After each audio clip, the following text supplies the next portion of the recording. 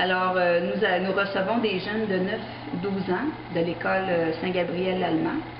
C'est des jeunes qui sont choisis par les professeurs et la directrice nous les réfère.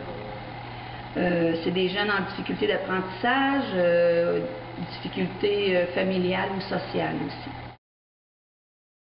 Les jeunes, quand ils finissent l'école, s'en viennent en autobus à la maison de jeunes et nous les accueillons. Ensuite, nous prenons tout le monde ensemble une collation. Souvent, c'est une collation que les jeunes auront préparée la veille.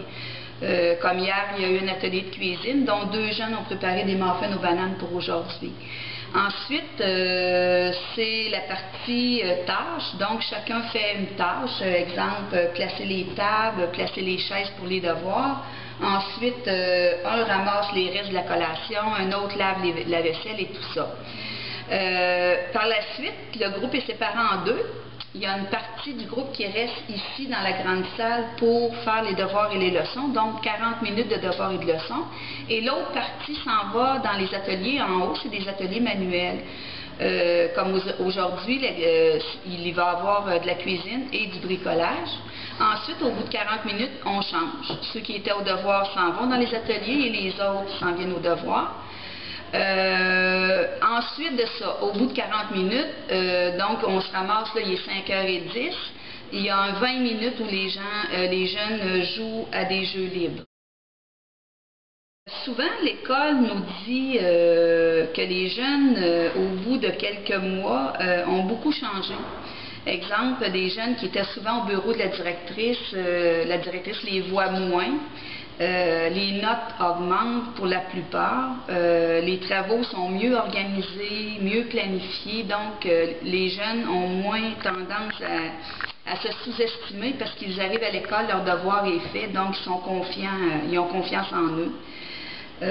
Ensuite, on a vu quelques résultats. Exemple, des jeunes qui nous sont arrivés ici, 39 en mathématiques, exemple, puis 33 en français, sont maintenant au cégep. Fait qu'on voit qu'on a peut-être pu leur donner un bon petit coup pour les aider à ne pas décrocher. Avant, je faisais jamais mes devoirs, puis aussi, quand j'arrive, j'ai fait tout le temps. J'ai appris qu'on fallait toujours respecter les gens qui nous entourent.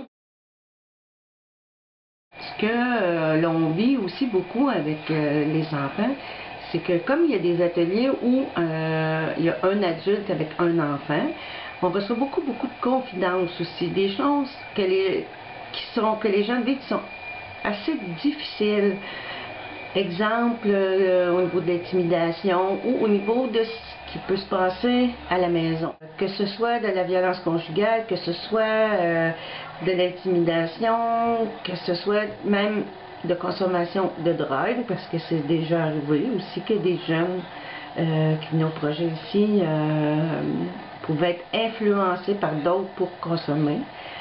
Des jeunes qui vivent des abus sexuels, de l'ISS, puis qui nous font assez confiance pour nous en parler. Alors, nous, ce qu'on fait avec l'accord du jeune, parfois, on n'a pas besoin de son accord parce que la chose est trop grave, donc nous autres, on réfère automatiquement à l'école, et là-bas, l'école fait la prise en charge de ces problèmes-là.